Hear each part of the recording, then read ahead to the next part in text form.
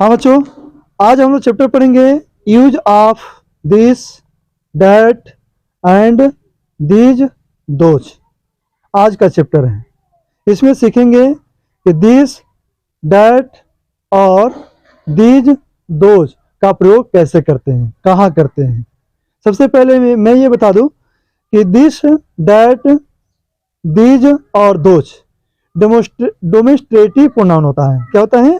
Demonstrative pronoun. क्या होता है? Demonstrative pronoun. डेमोस्ट्रेटिव प्रोनाउन का मतलब होता है संकेतवाचक सर्वनाम। डेमोस्ट्रेटिव प्रोनाउंस का मतलब क्या होता है? संकेतवाचक सर्वनाम। ये जो प्रोनाउंस है मात्र इंडिकेट करता है, संकेत करता है। क्या करता है? इंडिकेट करता है, संकेत करता है। यानी कि कोई भी वस्तु आपके पास है और सिंगुलर है तो उसको संकेत करने के लिए दिस का प्रयोग करते हैं। यदि कोई पास में वस्तु हो और एक वचन हो तो उसको संकेत करने के लिए हाथ से संकेत करते हुए उसको बोलते हैं कि यह एक गाय है।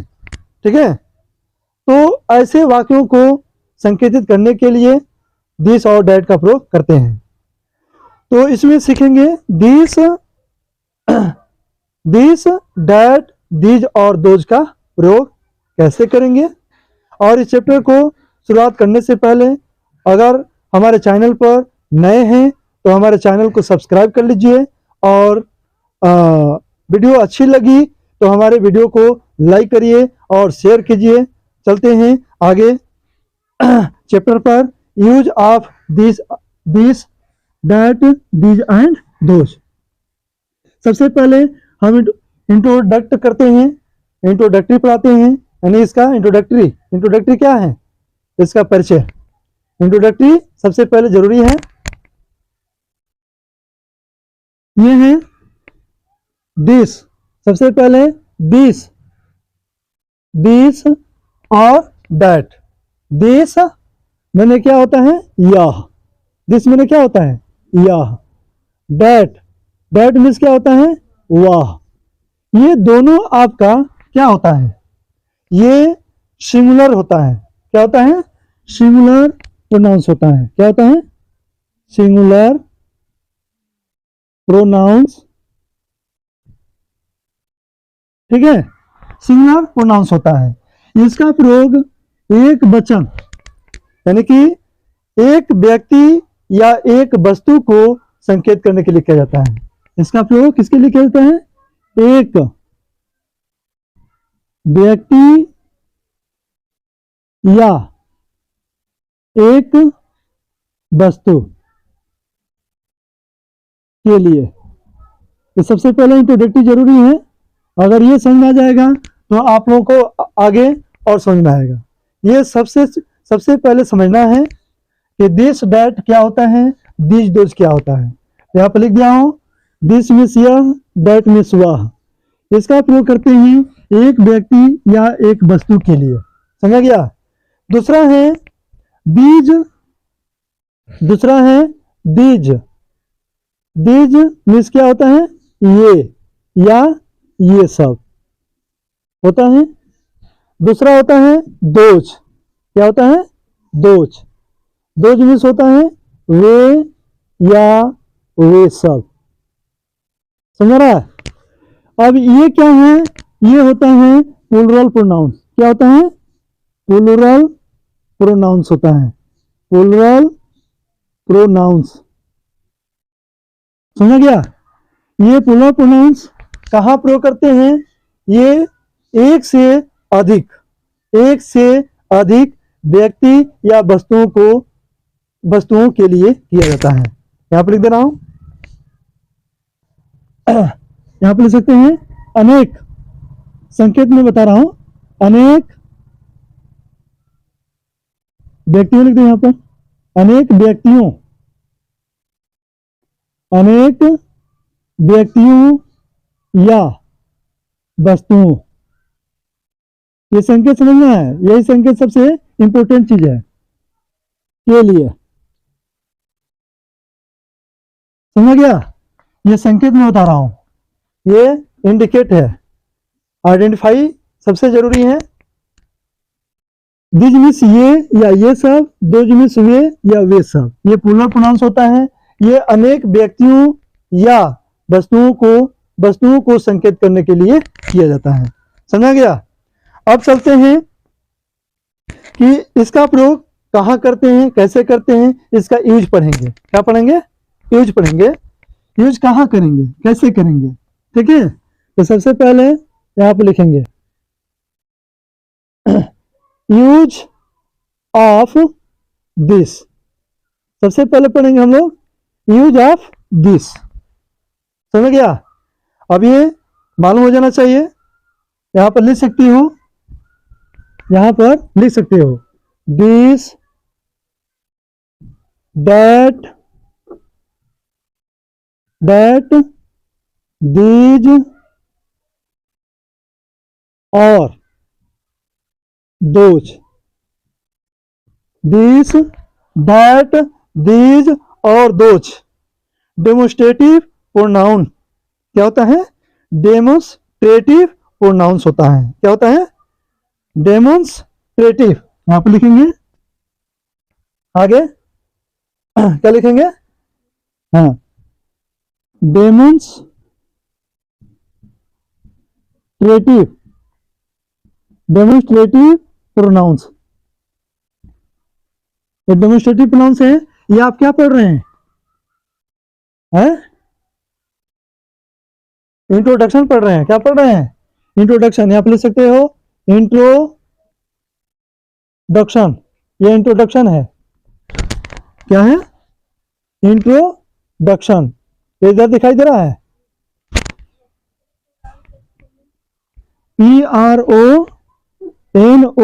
PRONOUNS। ठीक है, प्रोनाउंस। हाँ, यहाँ पर PRONOUNS प्रोनाउंस। ठीक है। डेमोस्ट्रेटिव प्रोनाउंस या एडजेक्टिव भी होते हैं। क्या होते हैं? इसको एडजेक्टिव भी कहते हैं। एडजेक्टिव। हाँ, समझ गया। एडजेक्टिव है। अब यहां पर सबसे पहले आप पढ़ेंगे, एक बात और ध्यान से समझ लो। दिस, दैट किसी एक वस्तु को, किसी निकट के किसी एक वस्तु को प्रदर्शित करने के लिए किया जाता है। दिस, दैट किसी निकट की एक वस्तु को प्रदर्शित करने के लिए किया जाता है। और है दीज, दोज। दीज, दोज किसी यहां पर होगा किसी बहुवचन वस्तुओं को या अनेक वस्तुओं या व्यक्तियों को संकेत करने के लिए किया जाता है। ठीक है। सबसे पहले हम पढ़ेंगे यूज ऑफ दिस। क्या पढ़ेंगे? Use of this, that. ठीक है।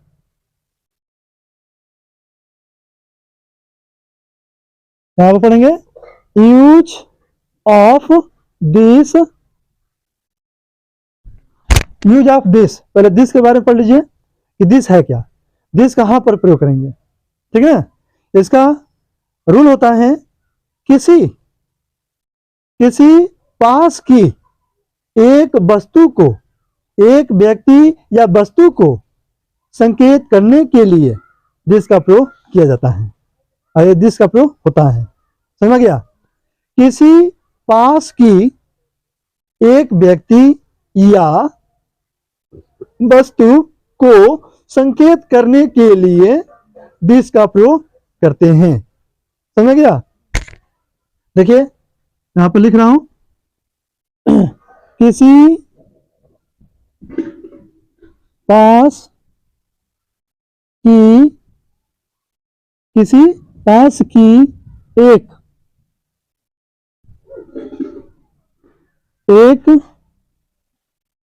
व्यक्ति या वस्तु को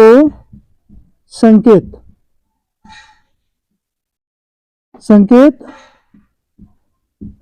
करने के लिए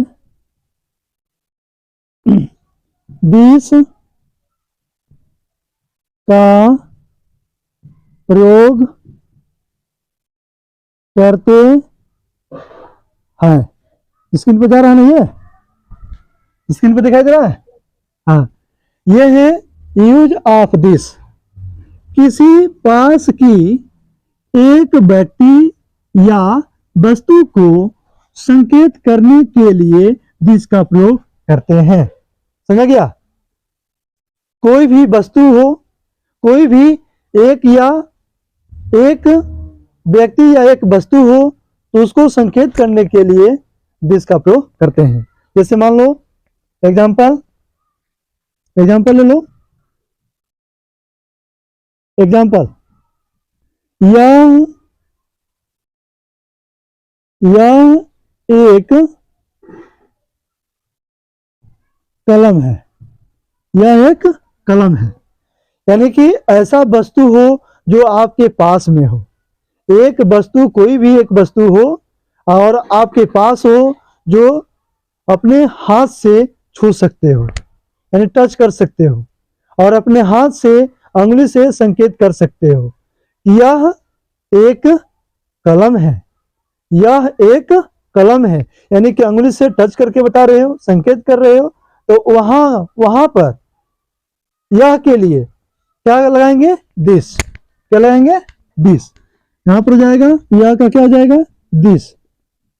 दिस इज। अब यहां पर आ गया एक कलम। एक कलम, इससे पहले वाला वीडियो में और चैप्टर में आप लोग पढ़े होंगे A and the, use of A and the.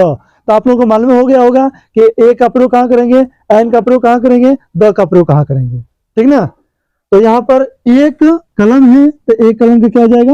A pen. उसी तरह से यह एक किताब है। This is a book. यह एक सेब है। This is an apple. यह एक पुस्तक है। This is a book. यह एक घड़ी है। This is a watch. यानी कि किसी एक व्यक्ति या वस्तु को संकेत करने के लिए ही दिस का प्रयोग करते हैं। समझ गया? अब चलते हैं यूज ऑफ दैट। कहां चलते हैं? Use of that. Use of that. That का प्रयोग कहां करते हैं? अब दैट का प्रयोग कहां करते हैं, इसका रूल होता है कि कहां पर करेंगे। इसका भी रूल वही है, किसी दूर की, यहां पर क्या है? पास लिखा गया है ना, तब यहां पर क्या लगाना है? दूर की। किसी दूर की एक व्यक्ति या वस्तु को संकेत करने के लिए दैट का प्रयोग करते हैं। किसी दूर की एक वस्तु या एक व्यक्ति को संकेत करने के लिए दैट का प्रयोग करते हैं। यानी कि दूर हो, जिसको छुआ नहीं जा सकता हो, और दूर हो और सिंगल हो, एक हो, और हाथ से संकेत कर रहे हो कि वह एक बकरी है। वह एक बकरी है। क्या लगाएंगे? दैट इज ए गोट। जैसे कलम है, आपसे दूर है, जो छू नहीं सकते हैं, दूर हैं और एक हैं। तो जैसे मान लीजिए कि एक कलम है, तो बोल रहे हैं वह एक कलम है, तो क्या हो जाएगा? That is a pen. समझ गया? वही एग्जाम्पल यहां पर ले लेना है। यहां पर सबसे पहले हम रूल को यहां लिख दे रहे हैं, किसी दूर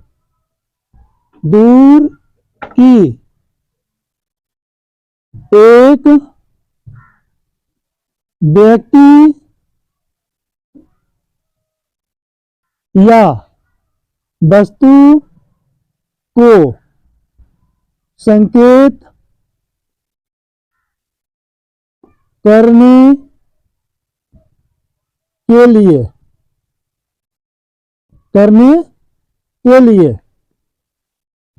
दैट का प्रयोग करते हैं। समझ गया? किसी दूर की एक व्यक्ति या वस्तु को संकेत करने के लिए दैट का प्रयोग करते हैं। एक रूल आपको याद हो जाएगा, दूसरा रूल याद करना नहीं पड़ेगा। बस दिमाग में एक ट्रिक याद रखना है कि कौन वर्ड कहां पर चेंज हो रहा है, बाकी सेम टू सेम है। ठीक है, एक याद हो जाएगा रूल, सारा रूल याद हो जाएगा। अगर रूल स्ट्रक्चर, वर्ड स्ट्रक्चर अगर याद कर लेते हो, दिमाग में बैठा लेते हो, तो कोई भी सेंटेंस आराम से ट्रांसलेट कर सकते हो। सबसे पहले ये आप लोगों को दिमाग में बैठा लेना है। ठीक है, आगे इसका एग्जाम्पल है, एग्जाम्पल है, जैसे मान लो वह एक गाय है। वह एक गाय है, तो वह इंग्लिश क्या हो जाएगा बच्चों? डैट। क्या हो जाएगा? डैट। डैट के साथ क्या लगेगा? इज। ठीक है, इज एम आर का प्रयोग पढ़े होंगे, इससे पहले आप वीडियो में आप लोग देखे होंगे, पढ़े होंगे। आपको बताए थे कि इज एम इज आर का प्रयोग, उसमें बताया गया होगा कि दिस डैट के भी साथ इज का प्रयोग करते हैं, दिस डैट के साथ भी इज का प्रयोग करते हैं। समझ गया? और दीज दोज के साथ आर का प्रयोग करते हैं, इसे पढ़े होंगे। तो यहां पर हो गया है के लिए इज, उसके बाद एक गाय, एक गाय क्या हो जाएगा? A cow. दिमाग में रखना है, वह है, तीन वर्ड है, एक गाय, वह है, तो वह का इंग्लिश हो गया दैट, है कि इंग्लिश हो गया इज, उसके बाद एक गाय को हो जाएगा एक काउ। समझ रहा है? उसी तरह से और भी सेंटेंस बना सकते हो, जैसे वह एक बिल्ली है, दैट इज ए कैट। वह एक कुत्ता है, दैट इज ए डॉग। वह एक छाता है, दैट इज एन अम्ब्रेला। वह एक पेड़ है, दैट इज ए ट्री। इसी प्रकार से आप लोग सेंटेंस को ट्रांसलेट कर सकते हैं। सबसे पहले जरूरी है कहां पर कौन सा डेमोन्स्ट्रेटिव प्रोनाउन का प्रयोग करेंगे, ये सब सीखना जरूरी है। ठीक है, अब आगे चलते हैं। आपका है यूज ऑफ दिज, यहां पर लिखिए use of these. Use of these, ये जो मैं पढ़ा रहा हूं आप लोगों को इस तरह से एक्सप्लेन करके आप लोगों के बुक में नहीं दिया रहता है, और ना ही कहीं आपको पढ़ने को मिलेगा। एकदम लेटेस्ट आप लोगों का जो स्टडी है मैं करा रहा हूँ, ऐसा लेटेस्ट स्टडी कहीं नहीं मिलेगा। अब बहुत ध्यान से समझो और ध्यान से देखोगे तो बहुत अच्छी तरह से समझ में आएगा और आनंद आएगा। आगे देखिए, ये है यूज ऑफ दीज। मैंने यहां लिखा हूं कि दीज दोज प्लूरल प्रोनाउंस होता है, अनेक व्यक्तियों या वस्तुओं को संकेत करने के लिए किया जाता है। स्पष्ट हो गया ऊपर से? तब इसी तरह से आप आराम से इसका रूल बना सकते हो। रूल क्या होगा? किसी पास की अनेक व्यक्तियों या वस्तुओं को संकेत करने के लिए दिस का प्रयोग करते हैं। समझ गया? किसी पास की एक से अधिक व्यक्ति या वस्तुओं को संकेत करने के लिए, व्यक्तियों या वस्तुओं को संकेत करने के लिए दिस का प्रयोग करते हैं। किसी यानी कि एक से अधिक यानी कि अनेक होता है, एक से अधिक क्या होगा? अनेक हो सकता है। ठीक है, तो वही है आपका रूल। किसी, यहां पर लिखेंगे किसी पास, किसी पास की अनेक, यहां पर लिख दीजिए अनेक व्यक्तियों, अनेक व्यक्तियों या वस्तुओं को संकेत करने के लिए बीज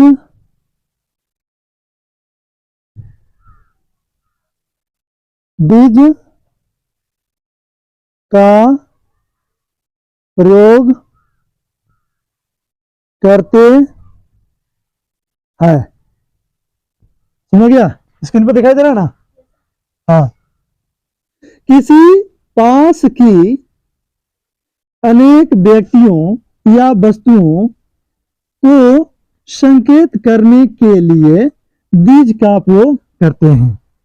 कोई वस्तु पास में हो, कोई एक से अधिक व्यक्ति या वस्तु पास में हो, उसको संकेत करने के लिए बीज का प्रयोग करते हैं। समझ गया?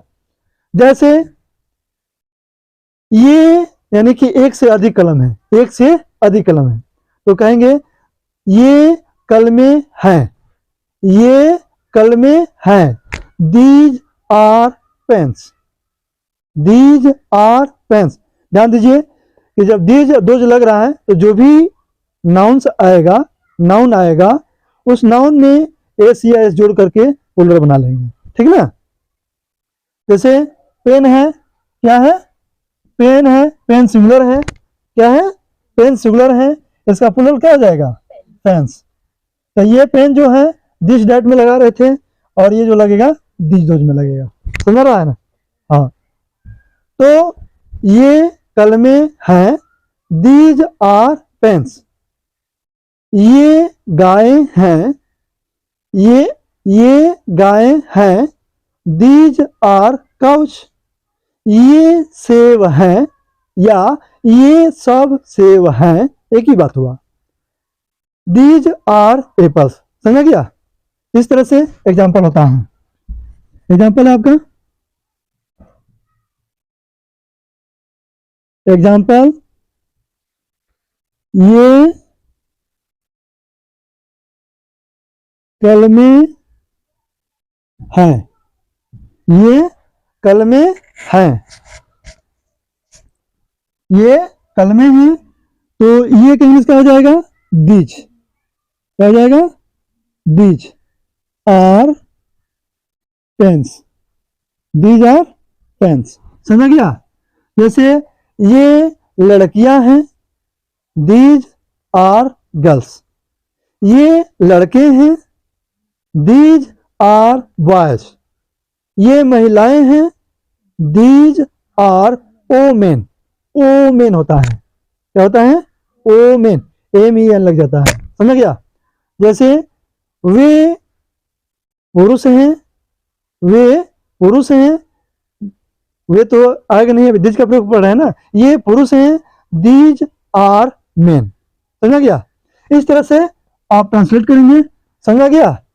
आप चलते हैं कहाँ? दोज। दोज का प्रयोग कहाँ करेंगे? इसका मैं आप लोगों को बता रहा हूं, ध्यान से देखिए। यूज ऑफ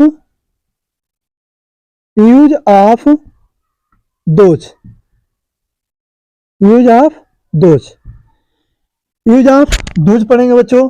इसका रूल होता है कि किसी पास की, सॉरी, किसी दूर की एक से अधिक व्यक्तियों या वस्तुओं को संकेत करने के लिए दोज का प्रयोग करते हैं।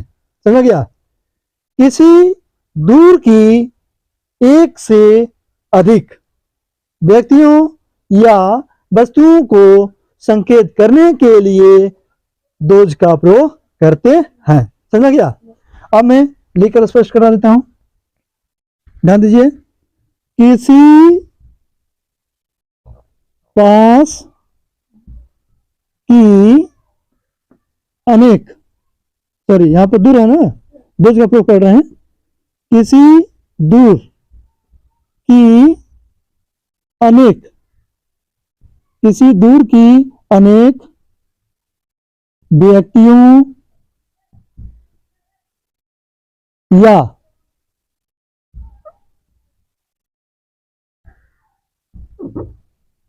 वस्तुओं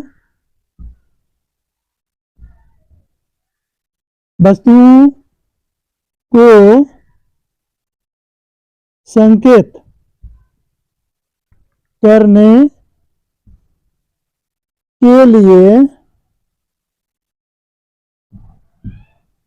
के लिए डोज का प्रयोग करते हैं। समझ गया? किसी दूर की अनेक व्यक्तियों या वस्तुओं को संकेत करने के लिए डोज का प्रयोग करते हैं। ठीक है, ये बहुत इंपॉर्टेंट चैप्टर है। आप लोगों को समझ में नहीं आता है कि कहाँ पर कौन प्रयोग करते हैं, किस लिए लगाते हैं, तो ये आप लोग जो है इसको याद कर डालिए।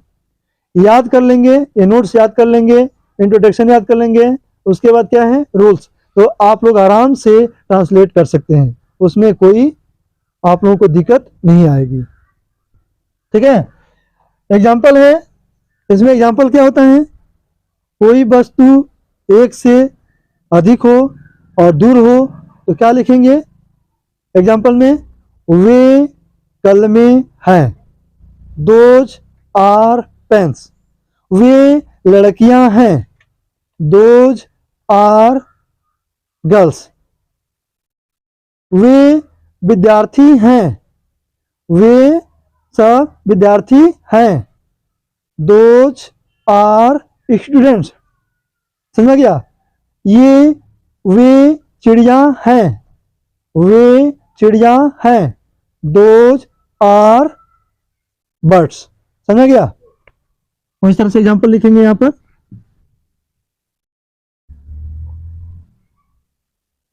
एग्जाम्पल है, वे लड़कियां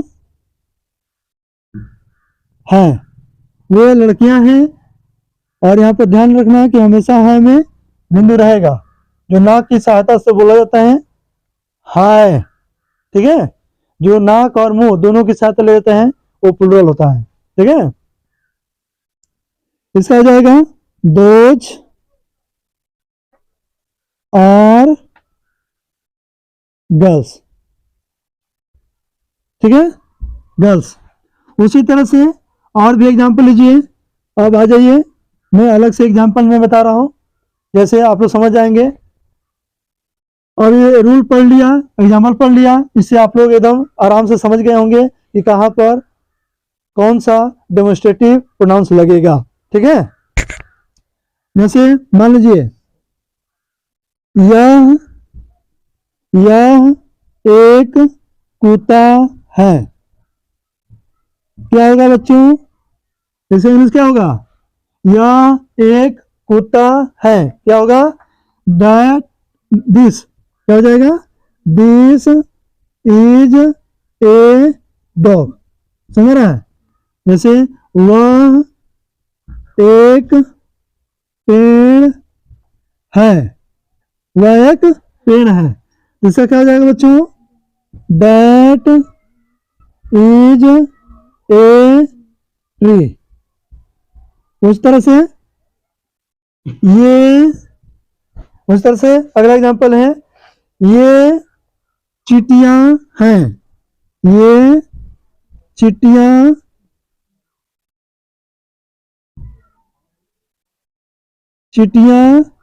हैं,